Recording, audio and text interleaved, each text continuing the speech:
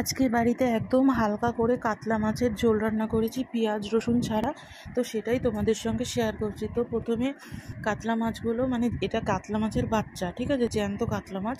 তো মাছগুলো প্রথমে একদম লাল লাল করে কড়া করে ভেজে নিলাম, মানে মাথাগুলো সমেত সব ভেজে নিলাম। তারপর কড়াইতে তেজপাতা আর জিরে সামান্য একটু তেলের মধ্যে ফোড়ন করে নিলাম। তারপরে তার মধ্যে কাঁচা লঙ্কা চিড়ে, দুটো কাঁচা লঙ্কা চিড়ে এবং আলু দিয়ে তাতে নুন আর হলুদটা দিয়ে দিলাম। দিয়ে এবার আলুটা একটু নাড়াচাড়া করে নিচ্ছি। আর আজকে আমি প্রচণ্ড শর্টকাটেই রান্না করেছি বলতে পারো। তো তারপর একটু নাড়াচাড়া করে নেওয়ার পর তার মধ্যে আমি একটা গোটা টমেটো দিয়ে দিলাম।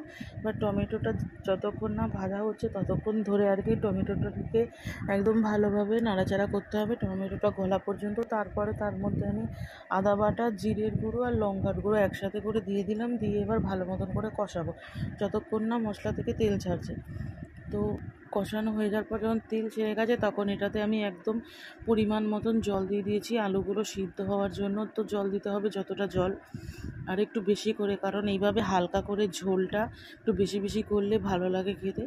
তো ঝোলটা অনেকক্ষণ ফুটে আসার পর দেখলাম আমি আলুগুলো যখন সিদ্ধ হয়ে এসছে, তখন এটার মধ্যে আমি এবার একটা একটা করে সব মাছগুলো দিয়ে দিলাম। এবার মাছগুলো দিয়ে এবার ভালো করে মাছগুলো ঝোলের মধ্যে ডুবিয়ে দিয়ে এবার মাছগুলো ভালো মতন করে চুবিয়ে দিয়েছি ঝোলে। দিয়ে এবার একটু ভালো মতন করে ফুটিয়ে নেব, না হলে মাছের মধ্যে নুন ঝাল এগুলো কিছু ঢুকবে না, তো খেতে খুব বাজে লাগবে তাহলে। তো মাছটা দিয়ে ভালো করে ফুটিয়ে নিয়ে এবার এই যে নামিয়ে নিলেই এইরকম হালকা করে পাতলা জ্যান্ত কাতলা মাছের ঝোল রেডি। ধন্যবাদ।